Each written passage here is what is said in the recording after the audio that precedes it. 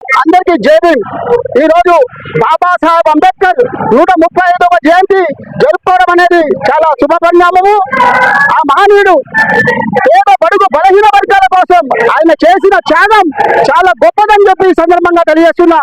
రాజ్యాంగ నిర్మాత, సంఘ సంస్కర్త, ఆర్థికవేత్త, దళిత నాయకుడు, అట్టడుగు వర్గాల నుండి అణగారిన వర్గాలకు వివక్షకు గురవుతున్న వారి హక్కుల కోసం పోరాడిన బాబాసాహెబ్ అంబేద్కర్ గొప్ప చదువుల కోసం కొలంబియా విశ్వవిద్యాలయంలో, అలాగే London school of science economic లో ఆయన గొప్ప చదువు చదివి ఆర్థికవేత్త, పారిశ్రామికవేత్త, అలాగే రాజ్యాంగ నిర్మాతగా ఆయన జీవితం మొదలు పెట్టారు. అలాగే ఆయన చేసిన సేవలు అనేక కార్యక్రమాలు మనకి కనిపిస్తూ ఉంటాయి. ఈ రోజు దళితులు ఆత్మవిశ్వాసంతో బతుకుతున్నారంటే దానికి ముఖ్య కారణం బాబాసాహెబ్ అంబేద్కర్. ఆయన ఏదైతే నీటి హక్కుల కోసం పోట్లాడిండో ఆ హక్కులు సాధించడం కోసం ఆయన సత్యాగ్రహం కూడా చేసిండు.